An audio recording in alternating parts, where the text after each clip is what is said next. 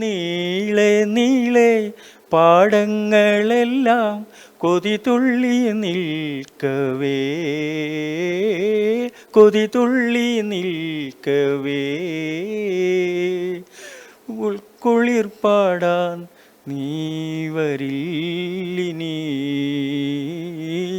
നീ വരില്ലിനി. ഈ പാട്ടുപോലെ അത്ര മനോഹരമല്ല ബാലേട്ടന്റെ ജീവിതം. രണ്ടറ്റം കൂട്ടിമുട്ടിക്കാൻ നെട്ടോട്ടത്തിലാണ്. കൂയ്യൂർ സ്വദേശിയായ വി ബാലൻ കണ്ണൂർ വിഷൻ വാർത്താസംഘത്തെ തേടി ഓഫീസിൽ എത്തിയപ്പോൾ കയ്യിൽ കുറെ ലോട്ടറി ടിക്കറ്റും ഉണ്ടായിരുന്നു.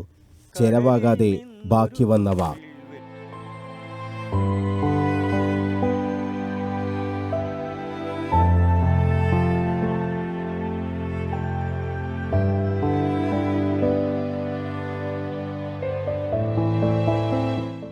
ഇരുപത്തിയഞ്ച് ടിക്കറ്റുകളാണ് കയ്യിൽ ഉണ്ടായിരുന്നത്.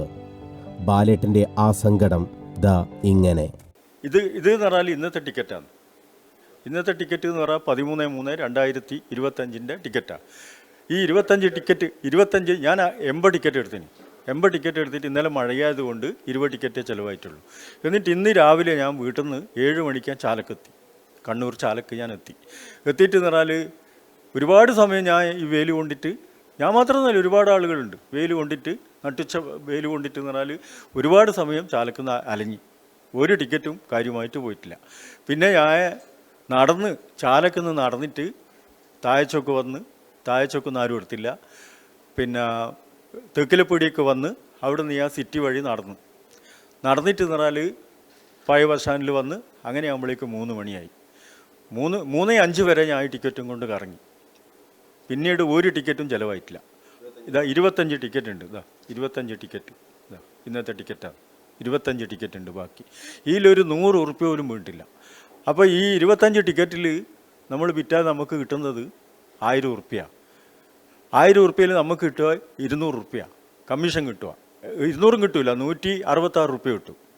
അപ്പോൾ അതുകൊണ്ട് സർക്കാരോട് നമുക്ക് ഇതേ പറയാനുള്ളൂ, നമ്മളെന്താ ചെയ്യേണ്ടത്?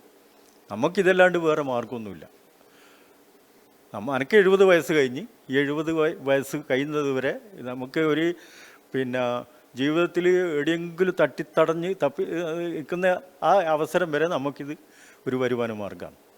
കേരള ഭാഗ്യക്കുറി ടിക്കറ്റുകളിൽ ചെറു സമ്മാനങ്ങൾ നന്നേ കുറവാണെന്നാണ് 25 വർഷത്തിലധികമായി ലോട്ടറി വിൽപ്പന നടത്തുന്ന ബാലേട്ടൻ പറയുന്നത്. മുമ്പൊക്കെ 5000-ഉം 1000-ഉം 500-ഉമൊക്കെ ധാരാളമായി കിട്ടാറുണ്ടായിരുന്നു. ആ സമയത്ത് ടിക്കറ്റുകൾ നന്നായി ചെലവാവുകയും ചെയ്യും. കമ്മീഷൻ ഇനത്തിൽ മോശമല്ലാത്ത തുകയും കിട്ടും. ഇന്ന് കമ്മീഷൻ കുറഞ്ഞു, ലോട്ടറി ടിക്കറ്റ് വിൽപ്പനയും. ചെറുപ്പക്കാർ ധാരാളമായി ലോട്ടറിയുമായി ഇറങ്ങുന്നു. പ്രായമായവരിൽ നിന്ന് ആരും ലോട്ടറി വാങ്ങാത്ത അവസ്ഥ. ചെറുപ്പക്കാർക്ക് മറ്റു ജോലികളും ചെയ്യാമല്ലോ, ഈ തൊഴിൽ തങ്ങൾക്ക് വിട്ടുതന്നുകൂടെ എന്ന് ബാലേട്ടന്റെ ചോദ്യം. ഈ മേഖലയിൽ ഒരുപാട് ചെറുപ്പക്കാർ മറ്റ് ജോലി ചെയ്യാൻ കഴിവും ആരോഗ്യമുള്ള കൂട്ടർ ഈ മേഖലയിൽ കടന്നു വന്നു. അപ്പോൾ പിന്നെ പറഞ്ഞാൽ ഒരുപാട് പെട്ടികൾ വെച്ചിട്ട് ഇങ്ങനെ മുക്കിന് പെട്ടികൾ വെച്ചിട്ട് ടിക്കറ്റ് വിൽപ്പന നടത്തുക.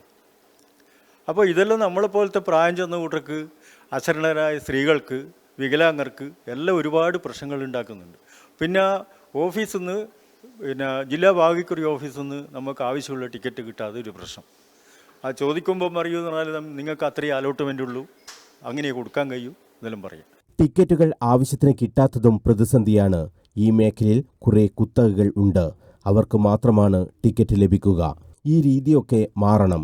താൻ ഇത് പറയുന്നത് തനിക്കു വേണ്ടി മാത്രമല്ല, പ്രായമായ തന്നെപ്പോലുള്ള എല്ലാവർക്കും വേണ്ടിയാണെന്ന് പറഞ്ഞാണ് വി ബാലൻ മടങ്ങിയത്.